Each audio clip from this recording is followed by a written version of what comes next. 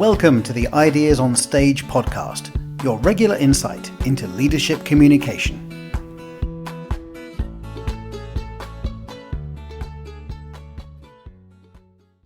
Hi, Carmine. Welcome to the show. Andrea, come stai? There it is. Carmine, I wanted to ask you because, of course, your full name looks and sounds very Italian. You think so? Yeah. And so I suspect there is an Italian connection or history in your blood. Is that correct? Oh, there absolutely is. My parents, I miei genitori, vengono della Campania, vicino Napoli. So they come from a small town near Naples in the region known as Campania, southern Italy, and they made their way after World War II. Took many decades for Italy to revitalize. So after World War II, they made their way to the East Coast of America, New York, and then eventually settled in California, where I was born. But we obviously have strong Italian roots. I grew up speaking Italian. My daughters are in high school. They're studying Italian. So yes, still very connected to Italy. That's amazing. So shall we continue the interview in Italian then? What do you think? No, we're not going to do that. I would. I don't know if our listeners would appreciate that. So Exactly. It's always about the audience. And Carmine, I have another curiosity.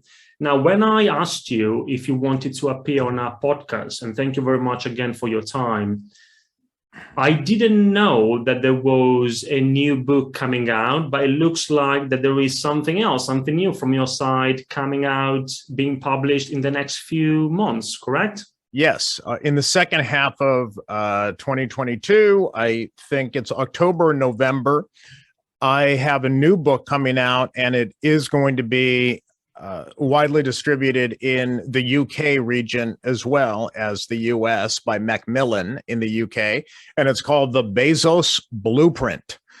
So your listeners can pre-order. I'm sure it's going to be up at any time. It's already on Amazon in the US. I'm sure Macmillan UK will also have it on Amazon in the UK region. And throughout Europe. So it's called the Bezos Blueprint. This one is specifically focused on Jeff Bezos, founder of Amazon, and the communication strategies that he pioneered since 1994, communication strategies that not only fueled the growth of this, astonishingly successful company, but strategies that many of his former executives who have since left Amazon have adopted themselves to start their own companies. And talk about communication. He is very focused on writing. Amazon is a writing culture. And you'd appreciate this. Jeff Bezos, when he was CEO, was a magnificent storyteller. And he understood narrative and the power of communication, probably much more so than most executives and most business leaders, which is why I chose to focus on him for this next book. But more, not just Jeff Bezos, but other CEOs and other leaders who use similar strategies, and many of whom copied those strategies directly from Bezos.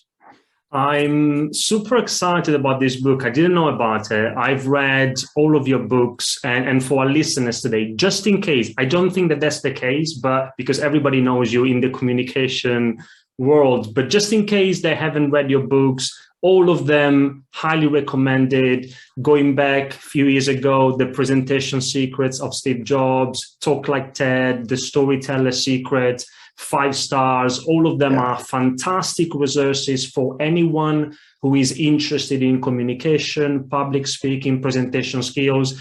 And talking about communication, Carmine, one of the things you say is that if we look at what happened from a technological perspective over the last few years, could be 5, 10, 20 years, the tools we use to communicate have changed, but the fundamentals of effective communication are still the same. And I think that's very important. Would you like to expand on that? Why do you think that the tools maybe have changed? Definitely, but the fundamentals are still the same. The human brain has not changed as quickly as PowerPoint was introduced maybe 30 years ago. We've only been doing these Zoom conversations on a wide scale for the last 2 years, while the human brain has evolved over hundreds of thousands of years. And as you know very well, we are wired for storytelling, for example.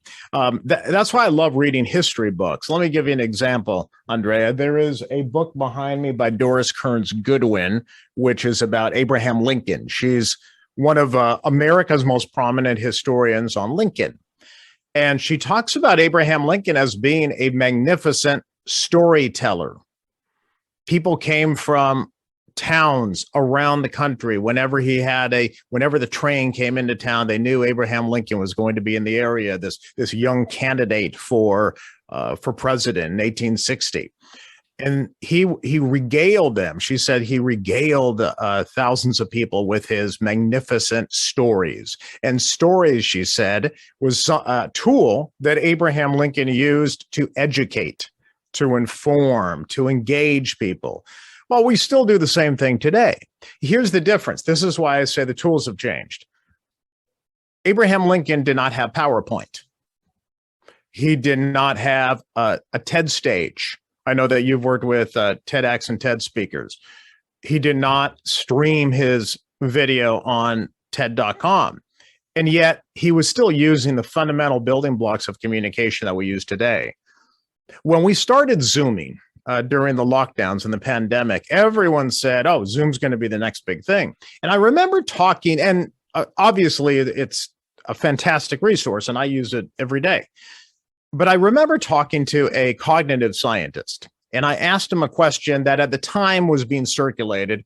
Why do we get tired after too many Zoom meetings? And he said, well, Zoom isn't natural. It's not the way our brains are wired to connect with each other. And he said it was like a simple observation, but it kind of reminded me that the tools have changed, but the way we connect with each other, the way we process information, the way we consume information, the way we communicate, that has not changed. And that's why I'm glad you brought that up. I think anyone who wants to improve their public speaking skills or their communication skills in any way, focus on the fundamentals of storytelling and public speaking, and then adapt to whatever tool you're using, but understand that the tool is a complement. That's why I like to say PowerPoint is a complement to the storyteller, but the storyteller has to come first. Yeah, and Carmine, because you talked about the brain, the human brain hasn't changed. A couple of things there. Recently, I interviewed somebody who knows a lot about the brain, and I know who it is. John Medina. I already watched it. Exactly, fantastic. John Medina. Good interview. Yeah, and also I think in Talk Like TED, I think it's there, or maybe in the Storyteller's Secret, you wrote a very insightful piece of research that says that during a presentation, and it doesn't have to be a formal presentation, when we communicate our ideas, when we tell a story, then something happens in our brain and in the brain of the people listening to us. For our listeners, would you like to tell us what's going on there from a brain scientific perspective when we tell stories? Yes. And again, I would like to add a caveat to everything we say today. What we're talking about, what Andrea and I are discussing is an advanced skill. Storytelling is advanced. We are not talking about public speaking 101. There's a gray area. We're constantly learning. And if anyone tells you they know everything about communicating effectively, you may want to search for someone else, because I'm learning something new every day. One of the reasons why I enjoyed being invited to this podcast and watching some of your other videos is because there's people who I didn't know about or who I've never talked to, and I want to hear what they have to say, and I want to learn from you as well. So whenever I look at studies, there's a lot of studies, right? Academic, scientific studies. I'm very skeptical. I don't believe anything until it's double blind, it's confirmed maybe through other studies, and I either read it myself, which often they're very boring, as you might know, or I've spoken to the people, the principles behind the study. So let's talk about what we know about storytelling. What we are proving, what scientists are proving in the lab is something that we have, again, known intuitively for centuries. And that is the brain is wired for story. So there's one person in particular who's doing some extensive studies at Princeton University, and I've talked to him. His name is Uri Hasson.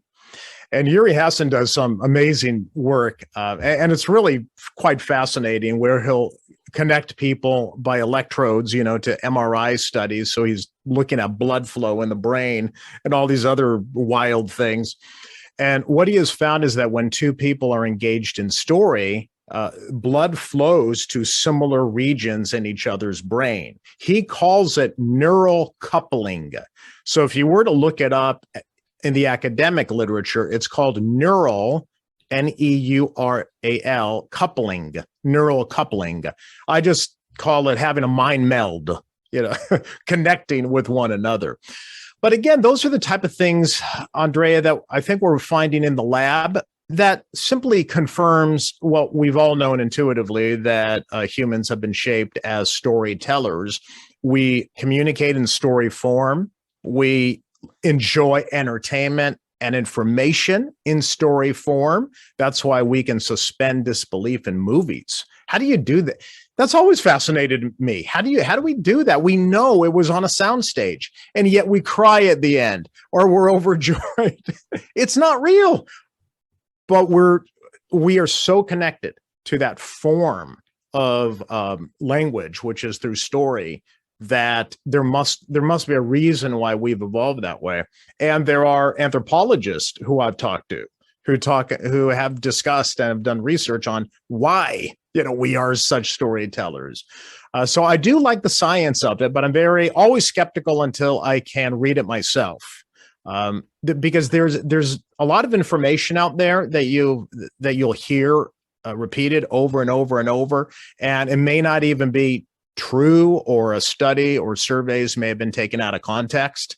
And that's why I like to stick to just a handful of people who know these such things, like John Medina.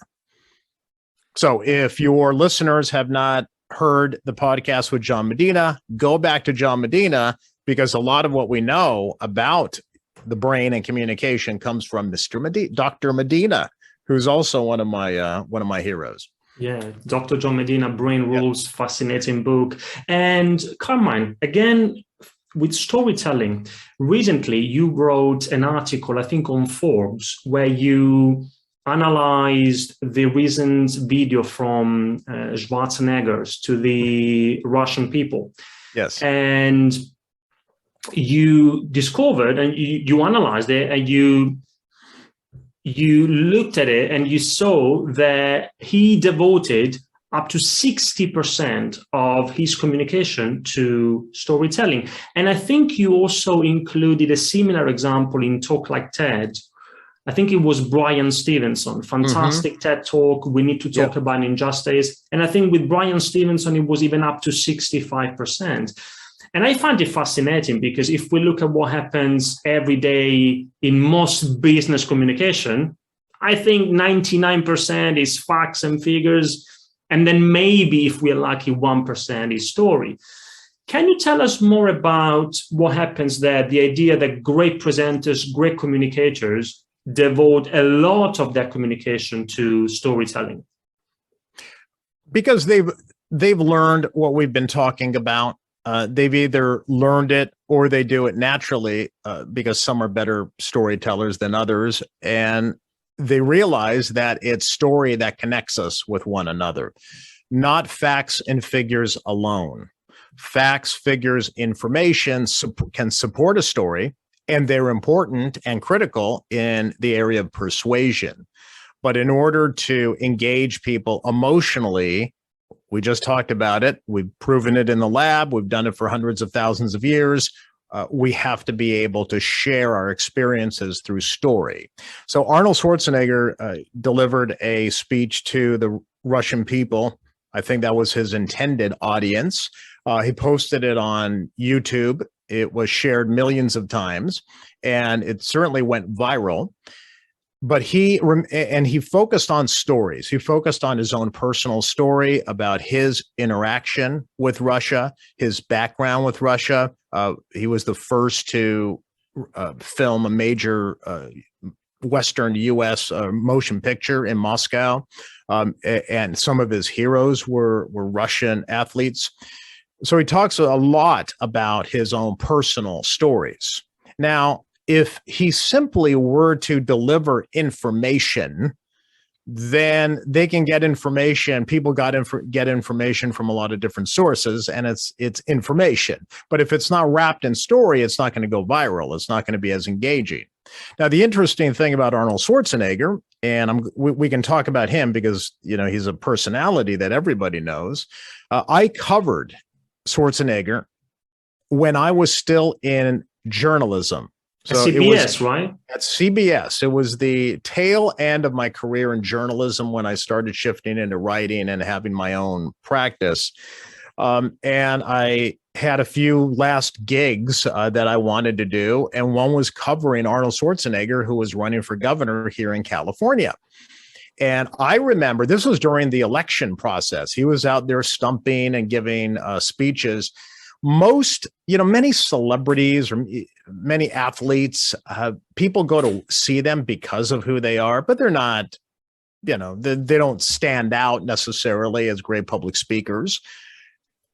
Arnold was different, and I realized it at the time because I was following him through the election cycle, and I thought this guy's interesting because he has a business background.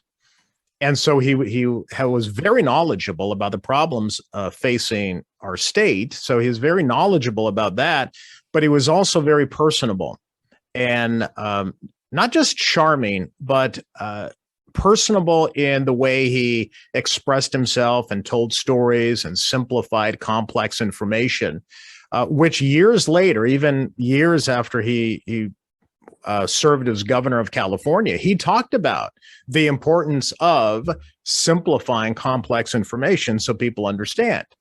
And when I asked one of his close friends and advisors, I would, because I saw him during the different speeches, I turned to this gentleman and I said, boy, has Arnold always been like such a casual public speaker? Because he gets up there and he just makes it look effortless. And here's the thing, and this is critical for all of our listeners, Andrea, is Arnold Schwarzenegger's friend said, "Oh, no, he's worked at it. Why do you think he took every breakfast meeting that he was invited to, every luncheon meeting that he's been invited to for the last few years? Because he knew that the next step in his evolution, whether it was political or not, he'd have to be a great speaker. He worked at it." So you can look at someone who is maybe naturally kind of charismatic and gregarious and loves to be around people and the center of attention, but that doesn't mean that you're necessarily a good presenter of information. That takes work. And that's why at the beginning of this podcast, I suggested this is an advanced skill. You're not necessarily born with it. It takes time to develop and learn and practice. And you talk about it in Talk Like TED as well. You say, again, using research. And that's why I like your writing, because it's often supported by either, as you said, your conversations with scientists or pieces of research that you've analyzed. And one in particular, you write, and it makes sense. It's intuitive, but it's good to know that it's supported by studies. And you say that research tells us that the more we do something, the better we get at doing that. And then, of course, that applies to public speaking as well. But also, the more we speak in public, the more, and this is something I've learned from you, the more the actual structure of the brain changes. And again, I guess it's this idea of practicing to a point where maybe you can call yourself a good presenter, a good communicator. It's like that with any skill. And so I have spent a great deal of time learning about how skills are learned, because public speaking is, after all, a skill, and you can get better at it in any form. The reason why many people are anxious about public speaking, or they fumble around their presentations, they're not exactly sure what to do, is because they don't do it very often. We don't public speak and deliver presentations all day long. I mean, yes, we are public speaking now, but in the case of in front of an audience delivering a presentation, that's not something we're born with. We're not born with a PowerPoint clicker in our hands. And so when business professionals especially tell me, well, I'm nervous about public speaking, or I'm not very good at it, I say, well, that's because no one's great at any particular skill until they've worked at it and practiced. And so what I've done this with Jeff Bezos as well in my new book, is I look at very early presentations from Jeff Bezos. I did this with Steve Jobs too, like 30 years or 20 years before they became super famous. I was able to retrieve like early videos where Jeff Bezos is talking to at a university. And this is when he first started Amazon, like 2 years after he started the company. And it was still kind of catching on. A few people knew about it, but that presenter, that speaker was very different than the person 30 years later. And the same with Steve Jobs, because they worked at it. I recall reading something about Martin Luther King. We all know the I Have a Dream speech at the Lincoln Memorial. That's what everybody cites. That's what we know. That's what we quote. That's what the video we've seen over and over. But people who knew him said that when he was in a dorm room, a dormitory at university, he was like listening to sermons. Because he was a preacher first, right? He was a preacher, and he was listening to sermons, and he was practicing those sermons out loud. So I think by the time you get to the I Have a Dream speech, he's already given thousands and thousands of speeches. So I think it's very easy to look at these great public speakers and say, well, they're really good and they're natural. I'm not like that. Well, neither were they. It takes time, and it takes practice, which is why I recommend kind of doing what we're doing here. Even if you're going to give a Zoom call, or you're going to give a presentation on Zoom, have you practiced it? Open Zoom, press record, and watch it back. How do you come across? Most people don't practice their presentations. They flip through slides, and the other fault that they have is they spend their entire time on slides rather than crafting a story first, and then they don't practice it. But hey, their slide number 32 looks great.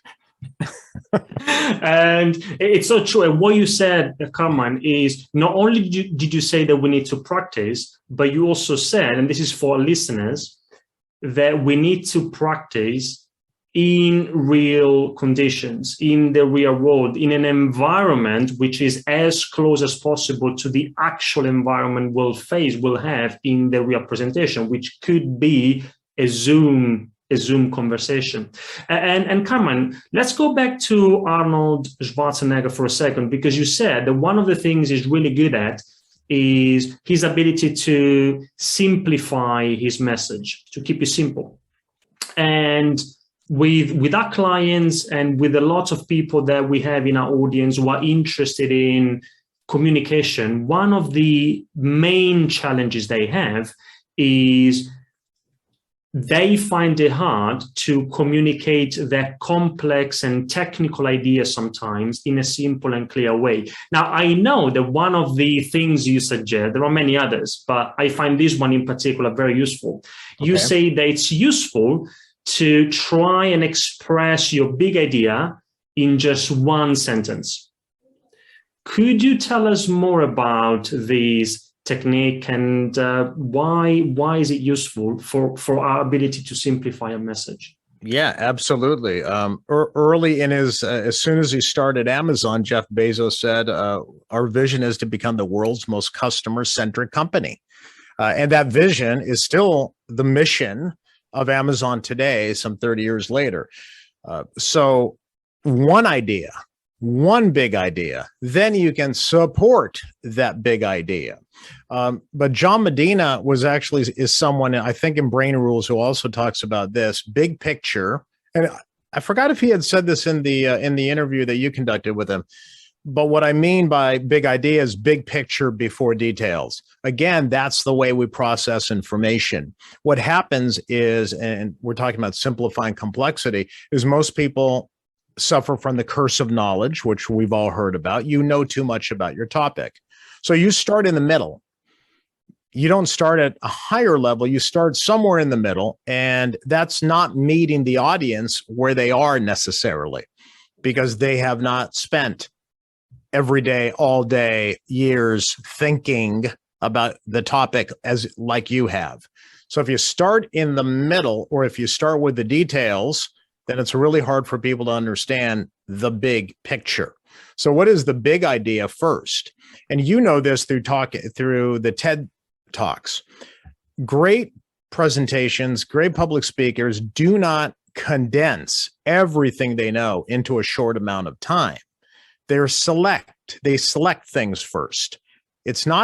Simplicity is not a matter of compressing information and just getting through a whole bunch of slides and putting everything on a slide. It's about selecting what information does this audience need to have. And that's why I'm a big proponent of creating presentations offline before you open PowerPoint. What's the story? What's the one thing, the one big idea that you want to get across? How are you going to support it? Are there graphics, photos, videos that you can use to support your main idea? How many supporting points will you have? Those are questions that you should be asking well before you open your digital software. So that's what I mean by big idea. One big idea first. Then we can support it with stories and examples. So if you came to me and you said, hey, let's talk about, public speaking, communication, storytelling. Okay. So let's say if Andrea asked me about storytelling, I'm going to talk about, I've got a couple of examples, some of which we've already used. We're going to talk about the science of storytelling, where it comes from, why we're wired for story, current science. I'm not going to tell you hey, look, I've been studying storytelling for 20 years or so. And I know a lot about it. I could speak for hours on it, depending on where you want to go with the conversation. But knowing what our conversation is, I'm going to select things for this particular audience. And if I'm talking to a group of scientists, I'm going to select different examples for that particular audience, if I know that they are all scientists in a particular field. So you got to know your audience and simplify that's what we mean by simplifying. Yeah. It's not making it so simple that a second grader would understand it. That's not what we mean, although it is important to simplify your language, but to select the appropriate information for that particular audience and start with a big picture, then drill down into the details. Selecting information based on that particular audience, that makes me think of an article that you wrote for Inc. magazine. I don't know if you did it recently or a long time ago, but I found it in preparation for this conversation. And I think it's so central to everybody's ability to communicate their ideas in a more effective way. Now, I have it here. The title of the article is "The Only Question That Really Matters to Your Audience." Oh, the only question that really matters to your audience. Now, I don't know if you remember the article or if you remember the question. If you don't, I have it here so I can prompt you. If you do remember it, can you tell? If I don't know the question, then I'm not a good communicator, okay? Because I have to know the question before anything else. Why should I care? Yeah. Why should you get, either the audience is asking themselves, why should I care about Carmine and Andrea? Why should I care about this podcast? How is it going to help me? Or as a speaker, you should be asking yourself, why should they care? I learned that in journalism school. I went to journalism school for a year. I got a master's in journalism, and then I became a television broadcaster. That was the first part of my career. But day one, on the first day of journalism school, before you write a word, they ask, why should you care? Why should your audience care? They drill that into you. Otherwise, why write the article? The article will change depending on the answer to why should you care? Why should you care about climate change? Why should you care about this particular technology that somebody's developing? Oh, because it's going to possibly affect this area of healthcare. So why should I care? Well, because if it improves this area of healthcare, it could extend your life. Oh, okay. That's why I should care. Why don't I start with that? So-and-so is working on technology that could extend your life. It changes everything about the way you express your idea. So you have to always ask yourself, I'm glad you brought it up. Again, before you open PowerPoint, before you have a conversation or a job interview, public speaking, presentation, you're always presenting yourself. This goes well beyond giving a formal PowerPoint. Always ask yourself, why should my audience care? Why should they care about this particular topic? And this is one of the, I think, most important things, because what most people do instead, what most business professionals do, is they just open up PowerPoint and put together some slides. Or maybe they start thinking about the message, what they want to communicate, which is much better than just opening up PowerPoint. But again, that's not the very first thing we want to do. We always need to start with the audience, their needs, the context, so that we are ready to start preparing a presentation that works for that particular audience. And is that what you find? Because you would know this better than me, because you're more on the front lines of working directly with business professionals. Are these the type? I don't think these are the type of questions that they ask themselves before opening their slides. Exactly. And that's why I say that this is one of the most important things to consider.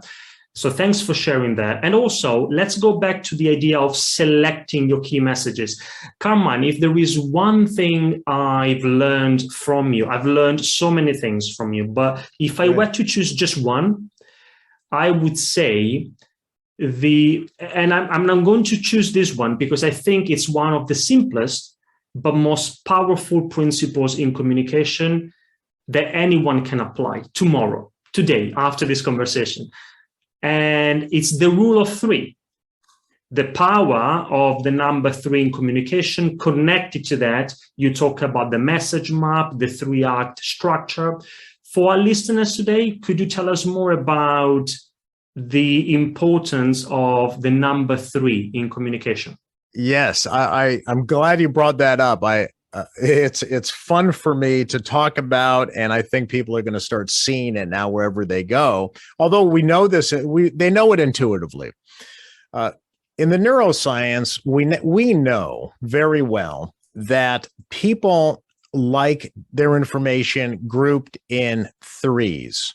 One is too little to kind of make an argument. Two sometimes just doesn't feel natural. But when you start giving people more than, say, 4, 5, 6, 7 points of information, especially over 5, they start to forget everything. So the small lists of 3, groupings of 3, throughout the UK, throughout history, throughout much of the books that we read, in every culture, in every country, things are kind of grouped into 3s. Most flags have 3 colors. Churchill certainly spoke in groups of 3. Here in the U.S., a lot of the great speakers group things into 3. In fact, our entire foundation of how we were built is based on life, liberty, and the pursuit of happiness. 3 unalienable rights in our Declaration of Independence. 3, not, and I believe that grouping did have its ancestors or history in, I forgot what it was, but it is some very famous document in Britain as well, because we took a lot of our language from there. So again, you always see these groupings of 3, but the reason why we have, and I remember studying this, I read a whole book on it. The reason why, like Thomas Jefferson wrote, that we have 3 unalienable rights to life, liberty, and the pursuit of happiness is because the Declaration of Independence was intended to be heard, to be read out loud on the pubs and the street corners and the taverns. So you don't have 23 unalienable rights. We've got 3. And then France picked it up, right? And so we think and speak in groups of 3. And now you're going to see it everywhere. It's one of those things that once you hear it once, you start recognizing it everywhere. Oh yeah, that's why there's 3 musketeers, 3 of this and 3. The genie grants Aladdin 3 wishes, right? It's like 3s. 3s are everywhere. Photographers know this. Photographers know the rule of thirds, which is, how they frame, how you look at a photograph, or how you take an interesting photograph. So the point is, if this is the way we deliver information, if this is just the natural habit that we have of consuming information, then why not use it in your professional public speaking and communication? Give me 3 reasons to invest in your company. Give me 3 reasons to hire you. Give me 3 features of your idea or your proposal, or 3 benefits of your idea that would resonate with me, your audience. Don't give me 28. Give me 3. And make that list very, very concise and specific. Now, you can do that for a full presentation. I've got 20 minutes with you today. I'd like to talk about 3 simple ideas or 3 benefits to changing to this new piece of software. There's 3 reasons why our company is doing it. Okay. Or so you can create a whole presentation, or simply within presentations, group things. Okay. So now here is a new feature of the product. And we think there's 3 reasons why customers are going to like this new feature. 1, 2, 3. So always be thinking in short lists, 3 to 5. Try not to go over 5. People will forget everything you told them. Yeah. And it's such a simple principle to consider, but so powerful in communication. And talking about 3, now I think it's in Talk Like TED, although in the Storyteller Secret, you talk about storytelling even more extensively. Yes. Now, one of the questions, so let's go back to storytelling. One of the questions I often get asked, again, from our clients or people in our audience, and these are business owners, business professionals, entrepreneurs, business leaders, they say, you know what, I get it. I understand the importance of storytelling also in business communication, but how can I do that? I need to talk about my product, my company, my surveys. Maybe it's complex, it's technical. How can I tell stories? And I think it's in Talk Like TED, or maybe even in the Storyteller Secret, also there, you give some practical types of stories, specific types of stories. And I think it's 3 that we can use in even in business presentations. Okay. So let's look. Yes. First of all, you've mentioned 2 books, Talk Like TED and Storyteller Secret. There is a connection between those 2. I wrote a book that is very popular in the UK called Talk Like TED, which you've been mentioning. And that is how to give a TED style presentation. And it's not about how to give a TED talk necessarily. It's what can we learn from great public speakers who have given TED talks. There's a chapter in the book, but only one, on storytelling. And as you know very well, good TED speakers often start with a story, or they wrap their idea around a story. There's so much more about storytelling in business. So I wrote an entire book as an offshoot called The Storyteller's Secret. And the one thing I want to talk about now is the type. Well, again, before we start talking about the types of stories, Andrea, let's just put people's mind at ease. When we mention storytelling, I think people automatically, some people pause because they don't see themselves as storytellers. They're like, well, that's a writing thing. I'm not a novelist. I'm not a screenwriter. I'm not a creative writer. Well, what does storytelling have to do with me? And it kind of gets back to what we were talking about earlier in the podcast, is that we are wired for story. So whether you know it or not, you are packaging information in story form. If someone asked you, what did you do today? Well, here's how I kind of started my day. Oh, here's something interesting that happened. So you'll pull out like one scene of the movie. You won't tell them every single thing that happened during the day, every minute. Here's kind of how my day started. It actually, it started like any other day. I woke up, I did this, I had a coffee, but then something interesting happened.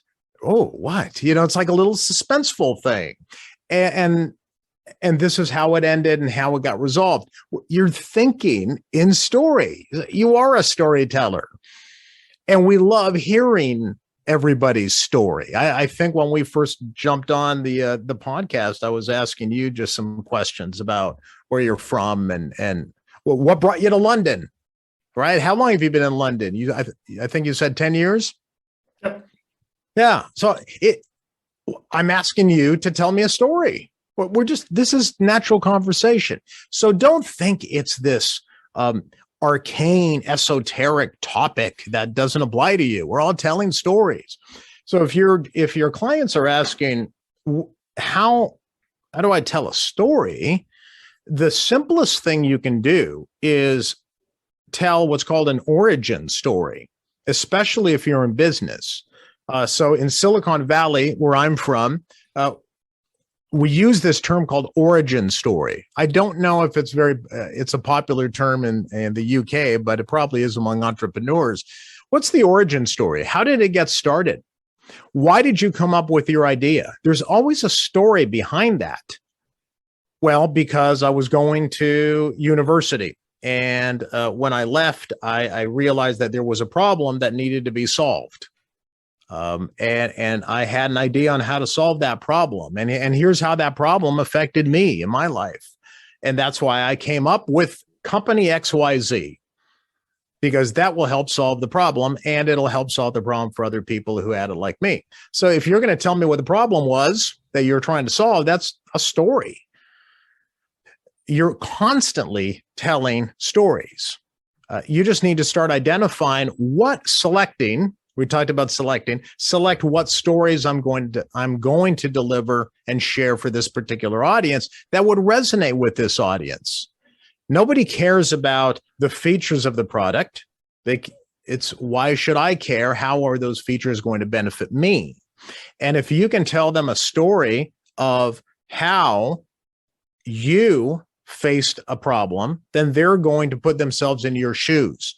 They're going to be like, yes, I agree. I have the same problem. Absolutely. So pretty soon now we're connecting with each other. Now I can give you the information about my product, my service, my idea, once I've connected with you. And that's why in Silicon Valley, it's very popular to share the origin story behind an idea, especially entrepreneurs who are pitching new ideas to investors or venture capitalists. What's the origin? And now some origin stories have become quite popular, quite well known. For example, I once talked to the co-founder of Netflix. And Netflix must be pretty popular in the UK, right? I'm sure there's Netflix out in Britain. Actually, yes, there must be, because now that I think about it, a lot of shows that I watch are British shows that started in the UK, and Netflix America, Netflix US, then got the rights to them. So anyway, Netflix has a very popular origin story. where, if you don't mind, I've got 40 seconds. Can I tell the origin story of Of Netflix? course. Most people have heard it, but Mark Randolph and Reed Hastings were friends, and they worked in the same company in Silicon Valley. This was obviously before they started Netflix. So they were friends. They were sharing a carpool together. They drove into work together. And since they were both entrepreneurial minded, they always riffed and talked about ideas that they had. And one day, it wasn't necessarily an idea, but Reed Hastings walked into the car and he was very upset. And he was upset because this was the time of the video rental stores.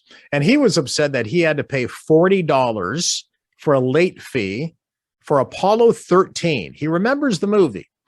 And it was Apollo 13, had to pay a $40 late fee. And he turned to Mark and said, wouldn't it be great if there were no late fees? What if it was like a gym membership? Why? It sounds so simple. Why can't we do that? And Netflix, the idea was born. What if there were no late fees? A better way to rent movies. That became sort of the overall mission, because it didn't happen overnight. Maybe a year later, they've been talking about it for a year or two. And they realized, well, after they started talking about it, that selling or renting VHS tapes over the mail was not cost efficient. DVDs were. And so they started going into DVDs and ultimately streaming, because the mission was never to rent VHS over the mail. The mission was, how can we make video work better? Video rental work better. That was the overall mission of Netflix. Have you ever heard that story of the $40 late fee and Apollo 13? Andrea, had you ever heard of kind of like the background Netflix story? I knew the background story. Yeah. Yeah. Well, somebody had to tell that story. You would not have known that story unless Mark Randolph and Reed Hastings, who is now the CEO, Reed Hastings, unless they repeated that story and told that story, and journalists picked up that story. And Mark Randolph told me personally, he said, Carmine, the public, reporters, the media, and investors want an origin story. They want to know, how did this idea come about?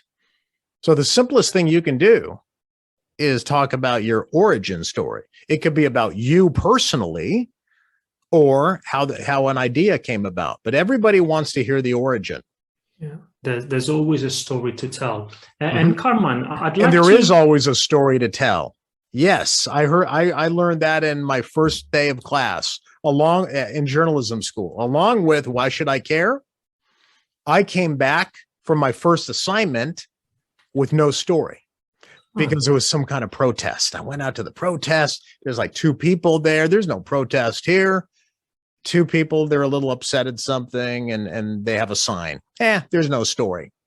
And I came back, and my professor said, there's always a story. He got really angry. Carmine, there's always a story. I'll never forget that. That was decades ago, right? So there is always a story. Everyone has a story to tell. There's always a story to tell. And Carmine, I'd like to go back to one of the first things you said when you talked about your upcoming book about Jeff Bezos. You said that he's a very strong communicator, and also the principles, the strategies, the communication strategies he uses. He's the people, the executives who were working at Amazon, who are now maybe entrepreneurs. They started up their own business.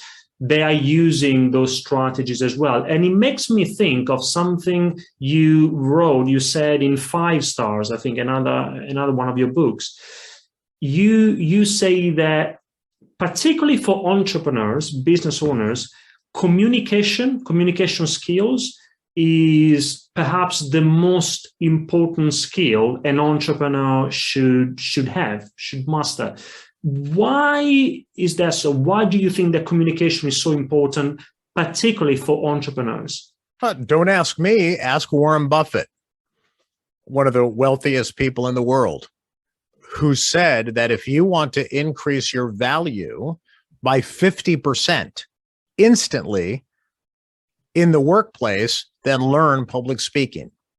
And to this day, little known history, little known fact, when you walk into Warren Buffett's office, Warren Buffett has one plaque in his office, and it's not his business degree from Columbia University.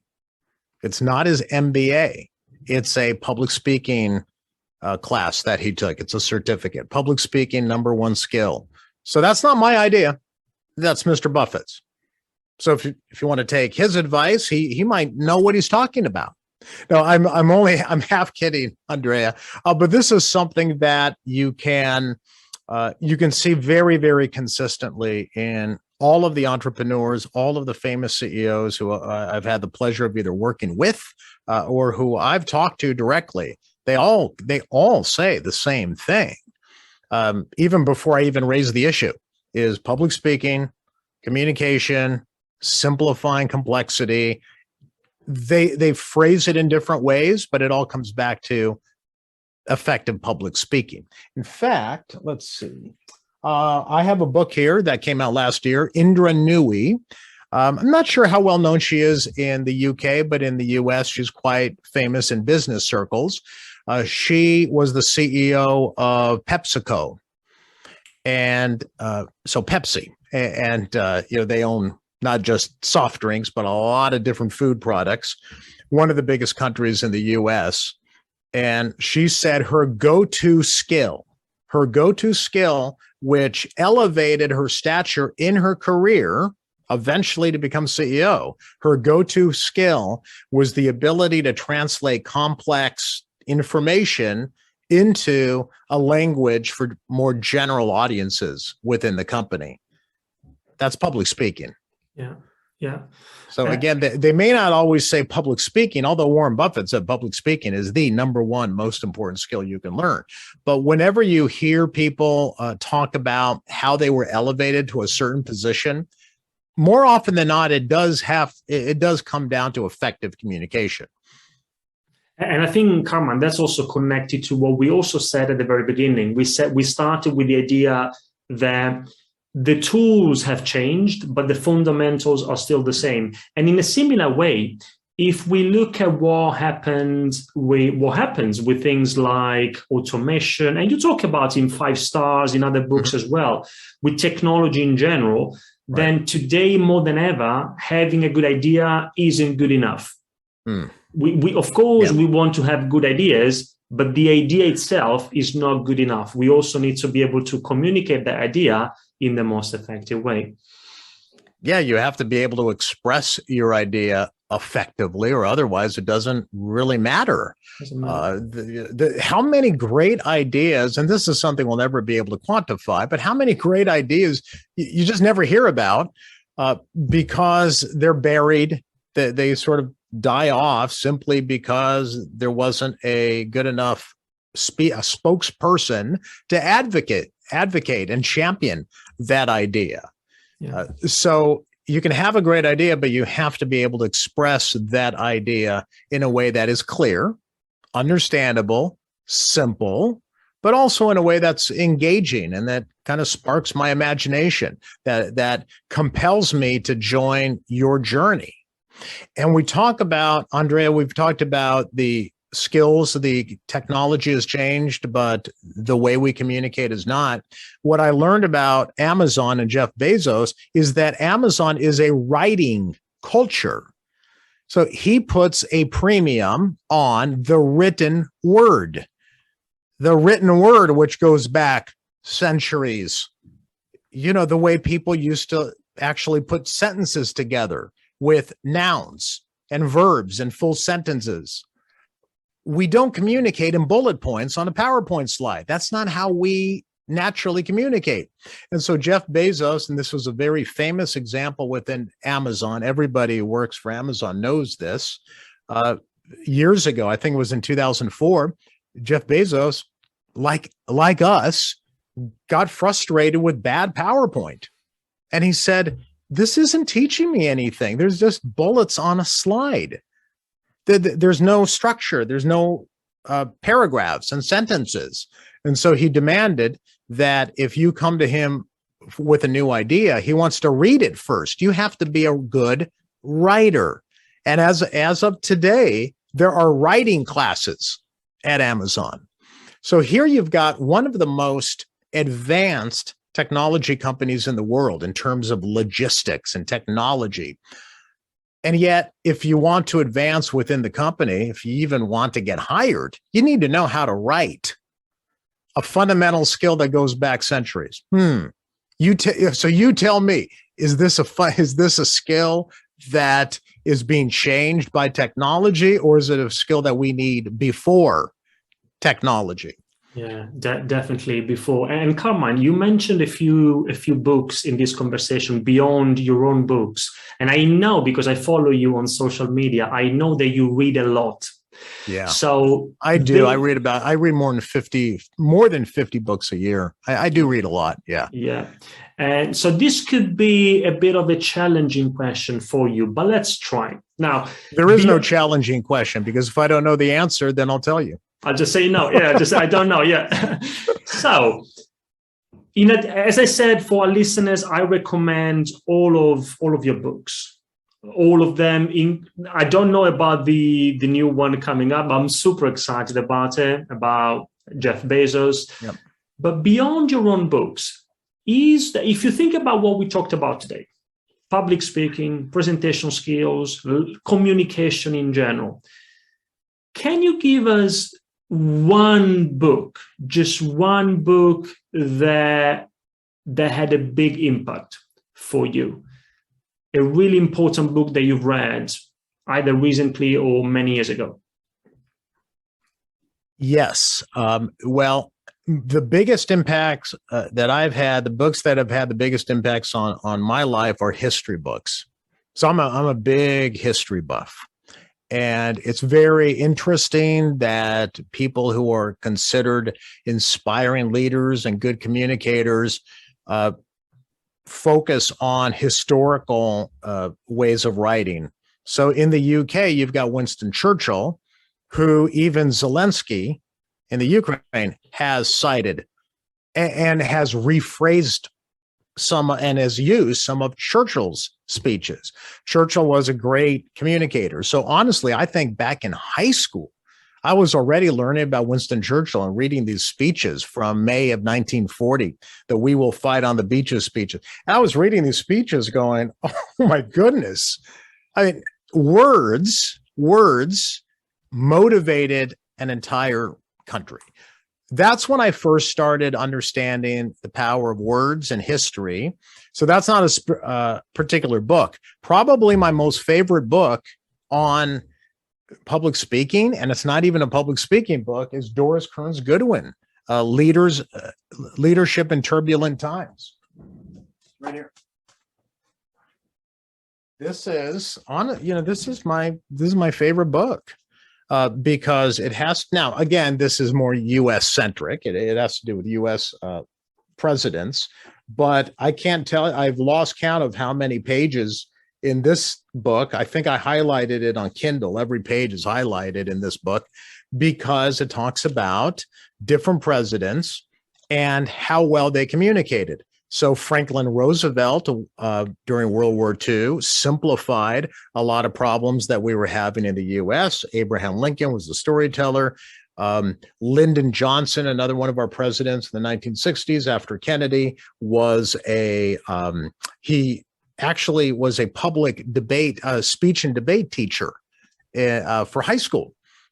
And so he learned speech and debate, and he too learned how to tell a story and to use analogies and metaphors. So I love reading, whether it's this book or maybe someone who is a well-known historical figure in the different countries that people are listening from.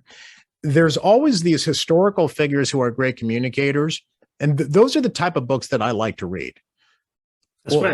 Because again, they did it before PowerPoint. And how do they motivate people? How do they structure a speech? How do they talk and simplify and storytell? That to me is more interesting than learning about how to give a presentation. Because like we've said, I think the presentation simply complements the storyteller. So we need to become good storytellers first. Yeah. Carmine, thank you so much for your time, for all your insights today. Before we close, if anybody wants to connect with you, where do they find you? Either websites, social media, where should they go? Well, if they can remember a good Italian name like Carmine Gallo, which sounds better in Italian, Carmine Gallo. Exactly, yeah. That's how my parents named me, Carmine Gallo.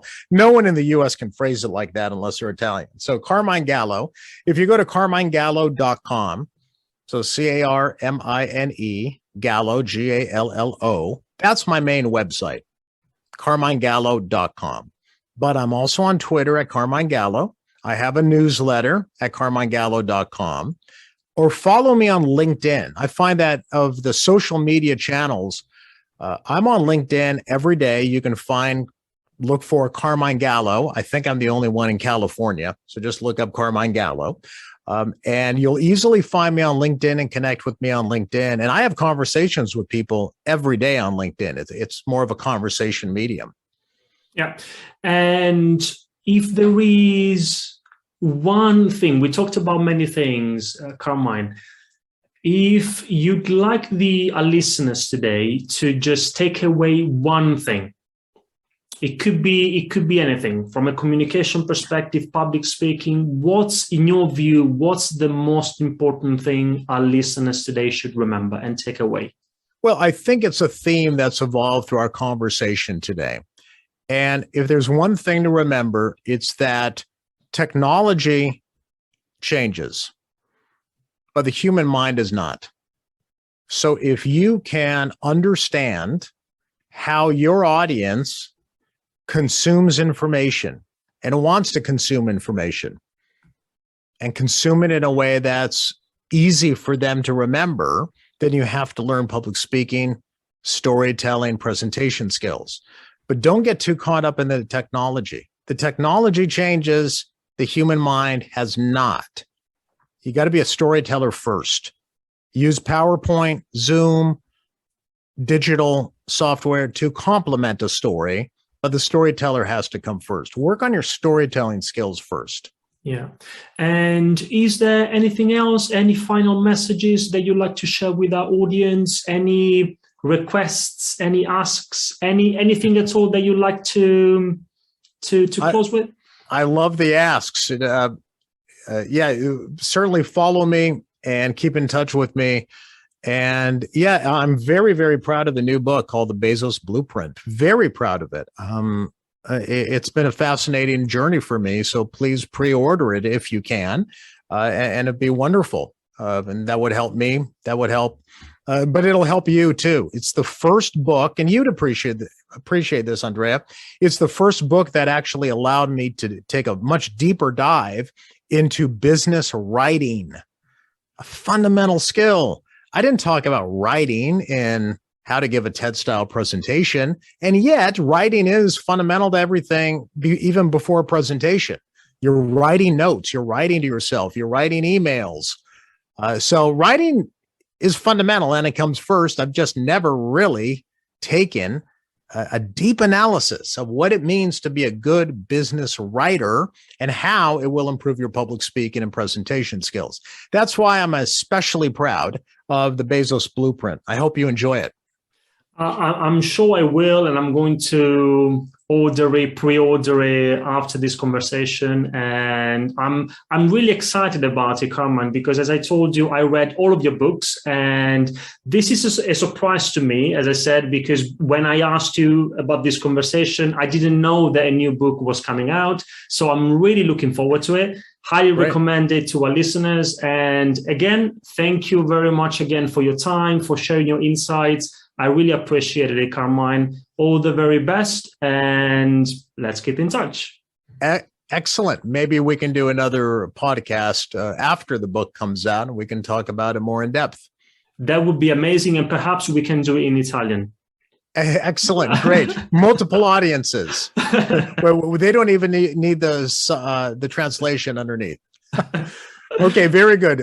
Ciao, Andrea, and grazie, and thank you. Thanks to all of your listeners, and thanks for being a fan. Thank you, Carmine. All the best. If you enjoyed this episode of the Ideas on Stage podcast, there are many more you might like, so please subscribe, leave us a review, and tell us what you think. You can find many more ideas on business communication at ideasonstage.com or by searching for Ideas on Stage on iTunes, YouTube, or wherever you get your podcasts. Thanks for listening, and goodbye for now.